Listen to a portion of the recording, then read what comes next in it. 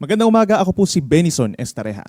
Meron muli tayong update regarding pa rin sa ating monitor na si Typhoon Marce with international name na Yinxiang as of 5 in the morning, araw ng Huwebes. Patuloy po na lumalapit yung sentro nitong si Bagyong Marce sa Northern Luzon at ulit itong namataan 200 kilometers na lamang po sa silangan ng Apari, Cagayan. Taglay pa rin ang hangin na 155 kilometers per hour malapit sa kanyang mata at may pagbugso hanggang 190 kilometers per hour. At kumikilos pa rin ng medyo mabagal po. Localized thunderstorms naman na may experience ang natitirang bahagi po ng Luzon. May mga areas din sa may central and southern Luzon na magkakaroon ng mga pagulan, kalat-kalat na ulan ng thunderstorms dahil dun sa trough o yung outer portion nitong si Bagyong Marce. Base naman sa ating latest satellite animation, meron pa rin tayo na monitor po ng mga kumpul ng ulap or cloud clusters far east of Luzon, dito sa may parting Guam. Posibleng may mabuo po dyan na low pressure area sa loob po ng 1 hanggang 2 araw at posibleng pumasok ng ating Philippine Area of Responsibility over the weekend po yan. Kaya patuloy po tayong magmamonitor dahil posibleng maka-apekto muli sa malaking bahagi ng Luzon ang nasabing weather disturbance at hindi rin natin dinidiscount na magiging isang bagyo po ito sa susunod po na linggo. Ito naman yung pinakahuling track ng Pag-asa regarding kay Typhoon Marce. Inaasahan po sa loob ng 2 araw ay kikilos pakaliwa or westward ang nasabing bagyo. Ibig sabihin, dadaanan nito ang mga kalupaan dito sa may Northern Luzon, ganyan din sa may Babuyan Channel, and eventually by tomorrow po sa may West Philippine Sea hanggang sa makalabas ng ating Philippine Area of Responsibility bukas ng hapon or gabi. In terms of intensity, mananatili pa rin itong malakas or nasa typhoon category pa rin po.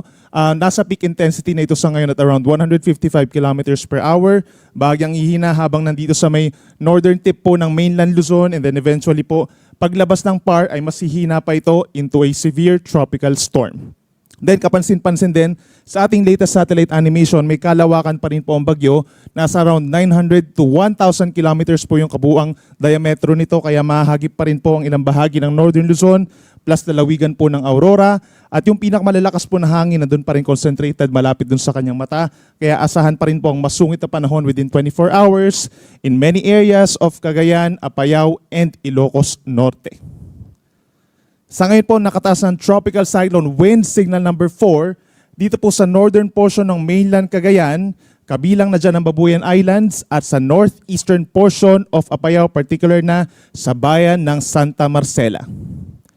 Meron naman tayong signal number 3 sa southern portions of Batanes, gayon din sa natitirang bahagi pa ng Cagayan, rest of Apayao, buong Ilocos Norte, at sa bayan din po ng Tineg sa Abra. Kapag meron tayong signals number 3 and number 4, asahan po yung malalakas na hangin na bugso na posibleng makasira po ng mga puno at mga pananim, makapagpatumba rin po ng ilang poste at mga linya ng kuryente, at posible rin po ang makasira ng mga struktura. Yung mangyayari po sa Cogon and Pawid, mataas ang chance na masisira po ito, at yung mangyayari din po sa Kahoy. Signal number 2 naman po ang nakataas sa maraming areas po sa may Northern Luzon, natitirang bahagi ng Batanes, northern and central portions of Isabela, rest of Abra, buong Kalinga signal number 2, as well as Mountain Province, hilagang bahagi po ng Ifugao, hilagang bahagi ng Benguet, Ilocos Sur, at northern portion of La Union. So posible po pag may signal number 2 hanggang 85 kilometers per hour po yung taglay na hangin. So may kalakasan din po ito.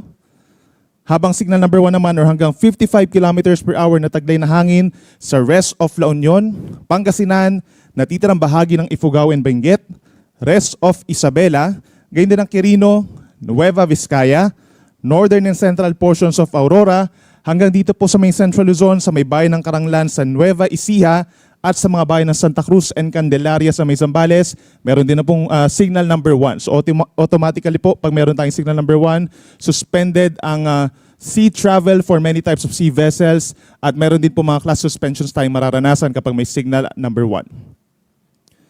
Bukod dun sa mga lugar na mayroong signals or wind babala sa hangin, asahan din po yung strong to gale force gust or paminsan-minsang bugso po ng hangin sa loob po ng 3 araw sa ilang pambahagi po dito sa ating bansa. Zambales, Bataan, and Polillo Islands may mga pagbugso po ngayong araw. By tomorrow, Batanes, Cagayan, Isabela, in Ilocos Region, kahit na po tanggalin na yung wind signals, makakaranas pa rin ang pagbugso ng hangin. At pagsapit ng Sabado, pag nasa labas na po ng PAR itong si Bagyong Marce, pagsapit po ng hapon or gabi bukas, ay Batanes and Babuyan Islands over Saturday naman po makakaranas din ng mga pagbugso ng hangin. Ito naman yung mga lugar na makakaranas po ng mga malalakas na pag-ulan ngayong araw. Nasa higit 200 millimeters for intense to torrential rains ang may experience sa malaking bahagi po ng Cagayan, kabilang na ang Babuyan Islands, Apayao, and Ilocos Norte. Ito yung mismong dadaanan po ng sentro nitong si Bagyong Marce. As a perspective po, yung ating 200 millimeters na dami ng ulan, parang equivalent po yan sa isang dangkal na tubig sa 1 by 1 meter po na area. For 24 hours po yan, kung isipin parang hindi ganun kataasan po, no? Pero kapag napunta yung isang dangkal ng tubig sa isang mababang lugar, posible po mag-collect yung ating mga tubig po doon sa mga areas po na parang nasa basin or palanggana, kaya mas mataas po yung level ng tubig doon sa areas nila. Heavy to intense rains or 100 to 200 millimeters na dami ng ulan naman, dito pa rin sa may Batanes, Ilocos Sur, and Abra, habang moderate to heavy rains naman or 50 to 100 millimeters na dami ng ulan dito sa may Kalinga, La Union, Isabela, and Mountain Province. Ito yung mga lugar na posible magtaas po tayo for today ng mga heavy rainfall warnings from yellow up unto red. Kaya mataas po ang chance ng mga pagbaha at pagguho ng lupa. Meron naman tayong mararanasang scattered rains and thunderstorms ngayong araw sa ilang pambahagi po ng Northern Luzon, kabilang na dyan ang Benguet, Ifugao, Nueva Vizcaya, dito rin po sa may Aurora, Quirino, Pangasinan, Zambales, Tarlac, Nueva Ecija hanggang sa may Pulilio Islands, malaking bahagi ng mainland Quezon plus Camarines Provinces, kalat-kalat na ulan and thunderstorms dahil sa trough or outer portion nitong si Bagyong Marce. By tomorrow naman, November 8, meron pa rin mga mararanasang higit 200 millimeters sa dami ng ulan dito po sa may Ilocos Norte, kung saan pinakamalapit yung bagyo at nakalampas na, nasa may West Philippine Sea na po siya bukas.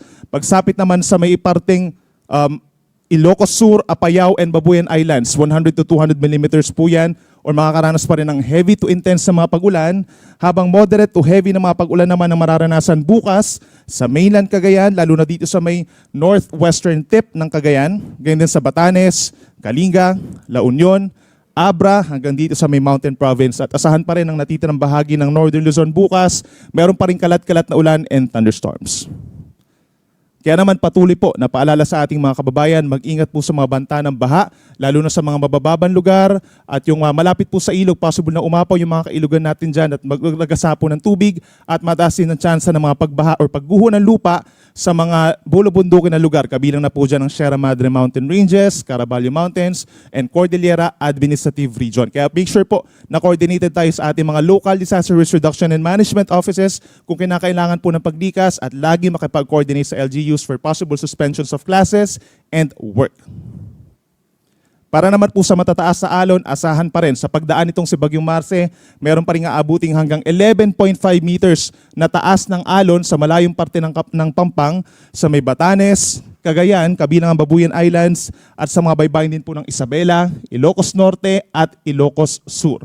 Hanggang 5 metro naman po or halos 2 palapag ng gusaling mga pag-alon ng posible sa may La Union, Pangasinan, Hilagang Baybayin ng Zambales at Hilagang Baybayin ng Aurora. Kapag meron tayong gale warning, possible na masususpend po ang mga sea travels for medium and small types of sea vessels po.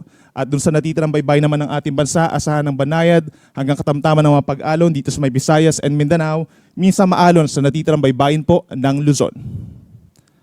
At pagdating naman sa storm surge or daluyong ng bagyo, meron pa rin tayong more than 3 meters na posibleng daluyong or pagpasok po ng matataas na mga alon sa mga pangpang sa northern coast of Cagayan, kabilang na ang Babuyan Islands, at sa northern coast of Ilocos Norte. Delikado po ang mga pag-alon na ito, no? Kaya make sure po na coordinated pa rin tayo sa ating mga local government units at mag-monitor ng ating mga coastal areas for possible evacuation. 2.1 to 3 meters naman ang posible sa baybayin ng Batanes, eastern coast of Cagayan, ito po ay storm surge, ganyan din sa Isabela, western coast of Ilocos Norte and Ilocos Sur. Habang meron din banta ng daluyong sa northern La Union, 1 hanggang 2 metro. At yan pa rin ang latest mula dito sa Weather Forecasting Center po ng Pag-asa.